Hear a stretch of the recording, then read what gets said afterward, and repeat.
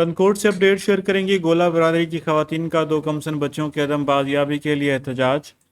गांव गुल मोहम्मद गोलो की रिहायशी खातून के बरादरी के 62 अफराद के खिलाफ SSP ऑफिस के सामने एहतजाज किया गया। 62 अफराद हमारी 2 बच्चियों को अगवा करके भारी तावान का मुतालबा कर रहे हैं। मुतल्लका थाने में शिकायत दर्ज होने के बावजूद पुलिस कार्रवाई करने के लिए तैयार नहीं है। IG Sindh DIG Larkana SSP Kashmir हमारे साथ ज्यादती का नोटिस लेकर कार्रवाई करें।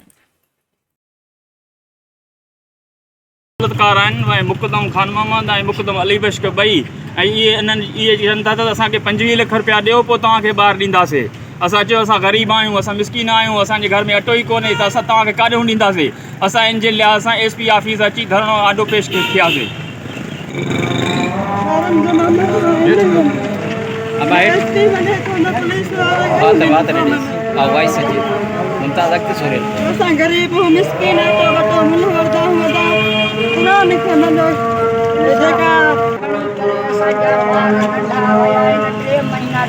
SSP के असांजो अपील आहे त हिन ग़रीब जो असांजो